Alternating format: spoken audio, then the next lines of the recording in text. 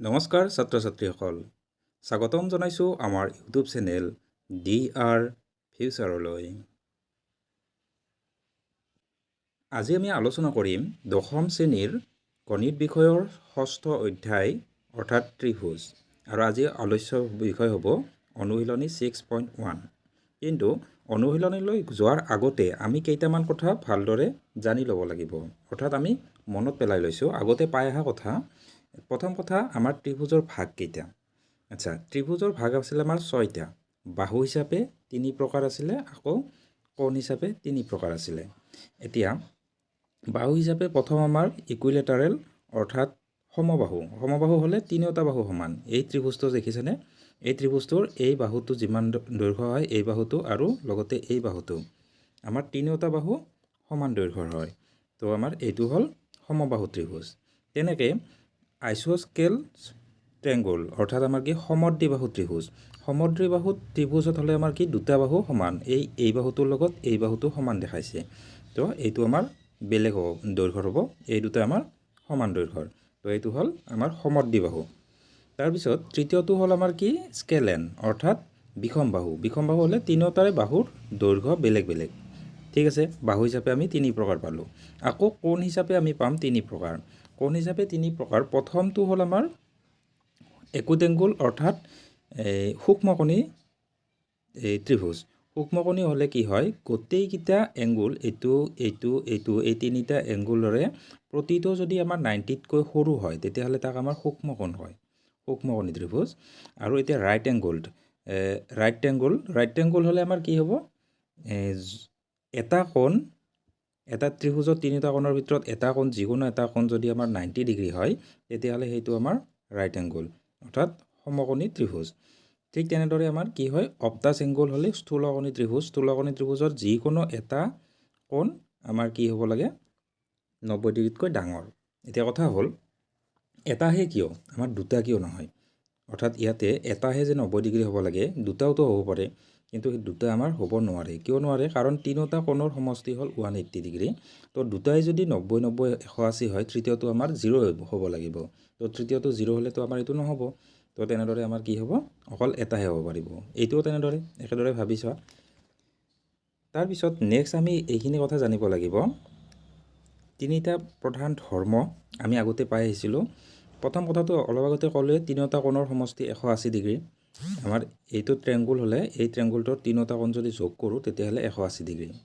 তাৰপিছত এই 3 নম্বৰ কথাটো চাওক, আমাৰ এইটো এটা ত্ৰিভুজৰ এটা বহিকোণৰ মান দূৰৱৰ্তী অন্তকোণ দুটাৰ যোগফলৰ সমান। অৰ্থাৎ এই কোণটো আৰু এই কোণটোৰ যোগফল আমাৰ এই কোণটোৰ মাপৰ সমান হয়। এইবিলাক আমি মোটামুটি ক্লাছ 6 মানতে পাই আহিছোঁ, 6-7তে পাই আহিছোঁ। তাৰপিছত তৃতীয় কথাটো হ'ল কি, এইটো ত্ৰিভুজৰ সদায় যিকোনো দুটা বাহু যদি আমি যোগ কৰোঁ তেতিয়াহ'লে আমাৰ কি হয়, তৃতীয় বাহুতকৈ সদায় ডাঙৰ হ'ব লাগিব। সমান হ'লেও নহ'ব, সদায় ডাঙৰ হ'ব লাগিব। অৰ্থাৎ কেতিয়াবা এনেদৰে দিব পাৰে, 1 নম্বৰ প্ৰশ্ন কনচেপশ্যনৰ কাৰণে দিব পাৰে যে এটা তলৰ কোণটো ত্ৰিভুজ হ'ব নোৱাৰে। এতিয়া বাহুৰ যোগ দি আছে, এটা আছে 2, এটা আছে 3, এটা আছে 4 চেণ্টিমিটাৰ। তো বেলেগ এটা দি আছে, বি নম্বৰত দি আছে 5, 7, তাৰপিছত 13, এই তেনেদৰে। কিন্তু এই দুটাই যদি আৰু বেলেগ বেলেগ দিব পাৰে, এতিয়া এই দুটা যদি মিলাই চাওঁ, ইয়াৰে যিকোনো দুটা যোগ কৰিলে তৃতীয়টোতকৈ ডাঙৰ হ'বই, সদায় হ'ব।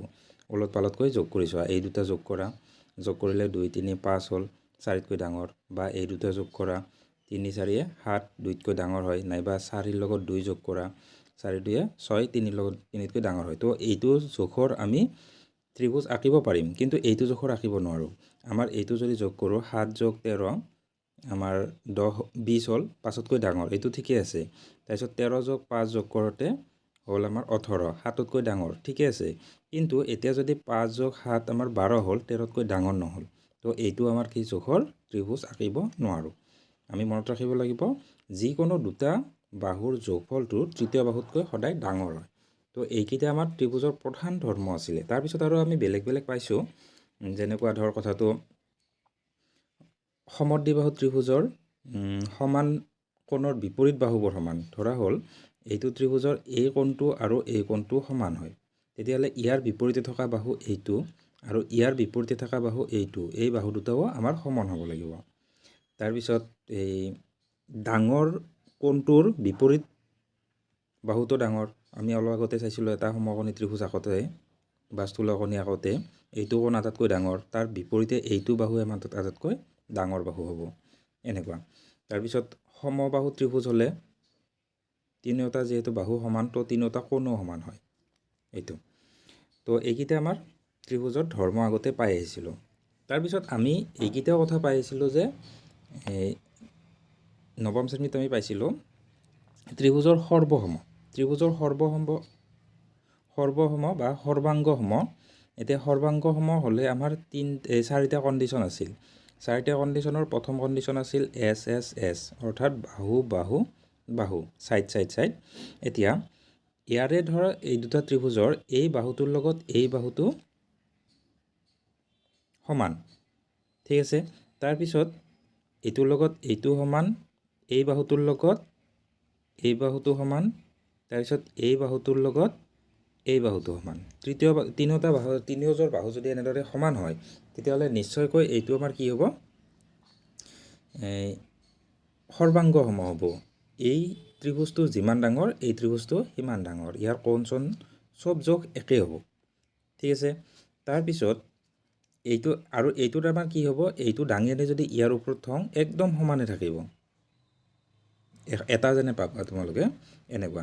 তাৰপিছত এছ এ এছ অৰ্থাৎ ছাইড এংগুল ছাইড, অসমীয়াত ক'লে বাহু কোণ বাহু। ইয়াতে আমাৰ কি হ'ল, এই বাহুটোৰ লগত এই বাহুটো সমান, তাৰপিছত এই বাহুটোৰ লগত এই বাহুটো সমান। তাৰ মাজত এই যি দুযোৰ বাহু আমি দেখাইছোঁ তাৰ মাজৰ কোণটো, অৰ্থাৎ এই কোণটোৰ লগত এই কোণটো যদি সমান হয় তেতিয়াহ'লে ইয়াক আমাৰ কি হ'ব,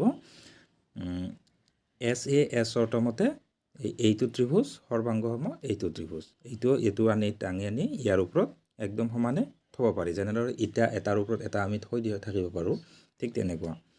এতিয়া কথা হ'ল নেক্সট এইটো হ'ল এংগুল ছাইড এংগুল, এ এছ এ, অৰ্থাৎ এইটো কোণৰ লগত এইটো কোণ, এইটো কোণৰ লগত এইটো কোণ সমান পালোঁ, আৰু তাহাঁতৰ মাজৰ যেটা বাহু এইটোৰ লগত এইটো সমান পালোঁ।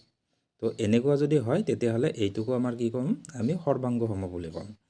তাৰপিছত আৰ এইচ এছ, এইটো অকল আমাৰ কি হয়, অকল সমকোণী ত্ৰিভুজৰ ক্ষেত্ৰত খাটে। সমকোণী ত্ৰিভুজৰ ক্ষেত্ৰত এইটোতো আমি সমকোণী বুলি গমেই পালোঁ, ৰাইট এংগুল, হাইপোটেনাছ আৰু ছাইড, অৰ্থাৎ ইয়াৰ এটা সমকোণ আমি গম পালোঁ, তাৰপিছত এটা বাহু গম পালোঁ, মানে যিটো আমাৰ কি আছিল অতিভুজ বা কৰ্ণৰ দুডাল সমান হয়, আৰু যিকোনো এটা বাহু এইটোৰ লগত এইটো সমান, নাইবা তলৰ এইটোৰ লগত এইটোও সমান হ'ব পাৰে, যিকোনো এটা বাহু সমান পালে আমাৰ এইটো সৰ্বাংগসম বুলি কয়। সৰ্বাংগসম আমাৰ এনেদৰে চাৰিটা আমি আগতে পাই আহিছিলোঁ। তাৰপিছত নেক্সট আমি এতিয়া পাম, আজিৰ যিটো আমাৰ চেপ্টাৰ অধ্যায়টো আমি আলোচনা কৰিম, ইয়াত আমি পাম সদৃশ। সৰ্বাংগসমৰ পাছত আমি এতিয়া পাম সদৃশ। ডিফাৰেঞ্চটোনো কি অলপ মিলাই চাইছোঁ। এইটো চিহ্নটো সৰ্বাংগসম চিহ্ন, তাৰপিছত এইটো হ'ল সদৃশৰ চিহ্ন, অকল এই এডাল থাকিব, ঠিক আছে। কিন্তু এইটোৰ লগত এইটোৰ কি ডিফাৰেঞ্চ আমি সেই দুটা আমি চিত্ৰৰ সহায়ত চাইছোঁ। ইয়াতে আমাৰ কি হয়, সৰ্বাংগসম হ'লে চব কোণো সমান, চব বাহুও সমান হয়, ঠিক আছে। ইয়াৰে যদি আমি এই যিকোনো চাৰিটাৰ কথাটো আমি চাৰিটা যিকেইটা পাইছিলোঁ আমাৰ এছ এছ এছ, এছ এ এছ, এ এছ এ, আৰু এটা আছিল আৰ এইচ এছ, যিকোনো এই চাৰিটা কণ্ডিশ্যনত আমি তিনিটাহে অংগ সমান পাইছিলোঁ, কিন্তু সৰ্বাংগসম হ'লে চব ছয়টা অংগ, অৰ্থাৎ তিনিযোৰ বাহু আৰু তিনিযোৰ কোণ আমাৰ সমান হয় সৰ্বাংগসম বুলি ক'লে। এইটো আমি সৰ্বাংগসম দেখুওৱাৰ ৰাস্তা আছিল আমাৰ, এতিয়া তিনিযোৰ আমি যদি সমান দেখুৱাব পাৰোঁ তেতিয়াহ'লে হৈছিলে। এতিয়া যেতিয়া আমি সদৃশ হ'লে তাৰ কোণবোৰ সমান হয় আৰু বাহুবোৰৰ অনুপাত সমান হয়। এতিয়া বাহুবোৰ সমান নহয়, চাবা দে, এইটো আমাৰ এ বিৰ লগত পি কিউ সমান বাহু নহয়, কোণকেইটা সমানেই আছে, কিন্তু এইটো আমাৰ কি হ'ব, বাহুকেইটা সমান নহয়। কিন্তু সমান কেতিয়া হ'ব, ইয়াক যদি জুম কৰি দিওঁ, এই ত্ৰিভুজটো যদি ডাঙৰ কৰি জুম কৰি দিলে এইটোৰ সমান এটা সময়ত হৈ যাব, নাইবা এইটো যদি জুম কৰি দিওঁ, মানে ভিতৰত সৰু কৰি লৈ যাওঁ ফটোখন, তেতিয়াহ'লে আমাৰ এইটোৰ সমান হ'ব পাৰে। এইটো হ'ল সদৃশ, দেখাত একে বস্তুটো, ইয়াৰ কোণবিলাক সমান কিন্তু বাহুটো সমান নহ'ব পাৰে। ইয়াতে কি হ'ল চব বাহু কোণ চব সমান হ'ব। একদম এইটো উঠাই আনি ইয়াতে দিলে আমাৰ কি হ'ব, দুটা একে সমান লাগি ধৰিব। ইটাৰ ওপৰত ইটা থোৱাৰ নিচিনাকৈ, একটকীয়াৰ ওপৰত একটকীয়া থোৱাৰ নিচিনা এনেকুৱা কথাটো।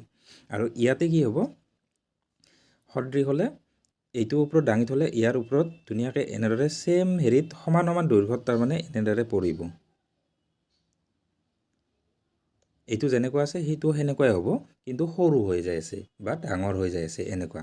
এটা সম্পূৰ্ণকৈ ঢাকি ধৰিব। তো এইটো হ'ল সদৃশ আৰু সৰ্বাংগসমৰ ডিফাৰেঞ্চ। এতিয়া আমি ধৰা হ'ল কইন্সবিলাক আমি যদি ভাবোঁ একটকীয়া নোটৰ একটকীয়া কইন্স এটাৰ ওপৰত যদি আমি 10 টকীয়া এটা কইন্স দিওঁ সম্পূৰ্ণ আঁৰি ধৰিব, এই দুটা আমাৰ কি হ'ব, সদৃশ হ'ব। কিন্তু একটকীয়াৰ লগত আকৌ যদি একটকীয়া আমি লওঁ সেইটো আমাৰ কি হ'ব, সদৃশটো হ'বই, লগতে সি সৰ্বাংগসমূহ হ'ব, চব অংগ সমান। এতিয়া আমি এইকেইটা কনচেপ্টকেইটা ভালদৰে চাব পাৰিম। 6.1ৰ প্ৰথম এইকেইটা দিছে খালী ঠাই। প্ৰথম প্ৰশ্নটো সুধিছে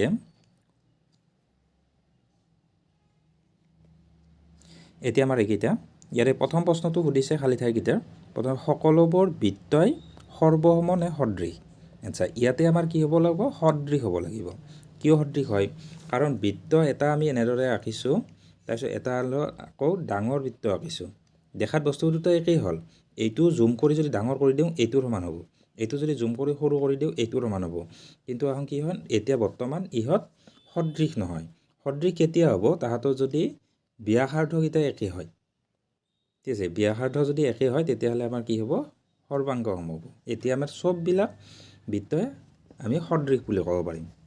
তো ঠিক তেনেদৰে 2 নম্বৰ, সকলোবোৰ বৰ্গই সদৃশ নে সৰ্বাংগসম, একেই হয়, এইটো আমাৰ সদৃশ হ'ব। বৰ্গবিলাকৰ যদি বাহু সমান হয় তেতিয়াহ'লে আমাৰ বৰ্গবিলাক কি হ'ব, সদৃশো হ'ব। কিন্তু এইটোৰ লগত এইটো দেখাত একেই সদৃশ হয়, কিন্তু যদি বাহুবিলাক সমান হয়, এইটোৰ বাহু যিমান আছে এইটোৰ বাহু সিমান আছে, তেতিয়াহ'লে এইটো সৰ্বাংগসম বুলি ক'ব পাৰিম তেতিয়া। তাৰপিছত নেক্সট, সকলো ডেছ ত্ৰিভুজ সদৃশ। সমদ্বিবাহুবিলাক সদৃশ নহয়, আমাৰ সমবাহুবিলাক সদৃশ। এতিয়া চাবা, সমদ্বিবাহু ত্ৰিভুজৰ ধৰা হ'ল এইটো আমাৰ চব আছে 2, 2, 2 কৰি আছে চেণ্টিমিটাৰ, তাৰপিছত এটা আৰু আঁকিছোঁ আমাৰ চব 3, 3, চব 3, 3 চেণ্টিমিটাৰ, তেতিয়াহ'লে আমাৰ কি হ'ব, এই দুটা সদৃশ হ'ব, দেখাত একেই হৈ আছে। কিন্তু সমদ্বিবাহুত কি হয় চাবা, এতিয়া আমাৰ এইটো 2, এইটো 2 আঁকি দিছোঁ, এইটো এনেকুৱা হৈছে, বা এনেকুৱাও আঁকিব পাৰোঁ, এইটো 2 চেণ্টিমিটাৰ, এইটো 2 চেণ্টিমিটাৰ, এই বাহুটো বহুত দীঘল হ'ব পাৰে, তো এই দুটা আমাৰ সদৃশ নহয়। ঠিক তেনেকুৱা অলপমান কথাটো সদৃশ আৰু সৰ্বাংগসম বুজি ল'লে আমাৰ এইটো অসুবিধা নহয়। নেক্সট আমাৰ সমসংখ্যক বাহু থকা দুটা ত্ৰিভুজৰ সদৃশ হ'ব যদিহে, আচ্ছা, দুটা বহুভুজ, সমসংখ্যক বাহু থকা দুটা বহুভুজ সদৃশ হ'ব যদিহে সিহঁতৰ অনুৰূপ কোণবিলাক সমান হ'ব লাগিব আৰু সিহঁতৰ অনুৰূপ বাহুবিলাক সমানুপাতিক হ'ব লাগিব। এইটো পাছত সমানটো, কোণবিলাক সমান হ'ব লাগিব আৰু বাহুবিলাক সমানুপাতিক হ'লে হ'ল। তো এইখিনি। নেক্সট আমাৰ এইটো তলৰ উল্লেখ কৰাবিলাকৰ দুটা ভিন্ন উদাহৰণ দিয়া। এযোৰ সদৃশ চিত্ৰ, যিকোনো ক'লেই হ'ল, সদৃশ যিহেতু কৈছে দুটা বৰ্গ এনেকৈ ক'লেই হ'ল, যিকোনো দুটা বৰ্গ আমাৰ সদৃশ হয়, নাইবা যিকোনো দুটা বৃত্ত হ'ব পাৰে, ডাঙৰ সৰু হ'লে কথা নাই। এযোৰ অসদৃশ চিত্ৰ, এটা ৰম্বাছ আৰু এটা বৰ্গ ক'ব পাৰোঁ, এটা আয়ত আৰু এটা বৰ্গ হ'ব পাৰে, তেনেদৰে বিভিন্ন ধৰণে ক'ব পাৰিম। আমাৰ এটা বৃত্তৰ লগত এটা অসদৃশ কৈছেতো, আমি যিকোনো চিত্ৰ ক'ব পাৰিম। বৰ্গৰ লগত এটা আমি বৃত্ত কৈছোঁ, এইটোতো অসদৃশে হ'ব, সদৃশ হ'বই নোৱাৰে। এতিয়া তলত দিয়া চতুৰ্ভুজ দুটা সদৃশ হয়নে নহয় উল্লেখ কৰা। দেখাতে গম পাইছোঁ আমি সদৃশ নহয়, কিন্তু কথাটো কেনেদৰে ক'ম আমাৰ সেইটো কথা। ইয়াত আমাৰ কি হ'ল, বাহু যদি চাং ইয়াত দুগুণ কৰিলে এইখিনি ওলায়, ইয়াক দুগুণ কৰিলে এইখিনি হয়। ইয়াতে আমি বাহুৰ অনুপাতবোৰ সমান আছে, কিন্তু কোণবোৰ আমাৰ সমান নহয়, কাৰণ ইয়াতে গোটেইবিলাক 90। ইয়াৰে এইকেইটা আমাৰ স্থূল কোণ, এইকেইটা সূক্ষ্ম কোণ, এইটোৰ লগত এইটো সূক্ষ্ম কোণ আৰু এইটোৰ লগত এইটো স্থূল কোণ। তো আমাৰ এইটো গোটেইকেইটা সমকোণ। তো যিহেতু ইয়াৰ কোণবিলাক সমান নহয়, গতিকে ই সদৃশ নহয়। তো আজি আমাৰ ভিডিঅ'টোত এইখিনি আমি জাষ্ট আৰম্ভ কৰিলোঁ। নেক্সট ভিডিঅ'ত আমাৰ 6.2 ভালদৰে আলোচনা কৰিম আৰু তাত আমাৰ উপপাদ্যবিলাকো চাব লাগিব। তো সকলোৱে চোৱাৰ কাৰণে বহুত বহুত ধন্যবাদ। আকৌ লগ পাম নেক্সট ভিডিঅ'ত। Thank U.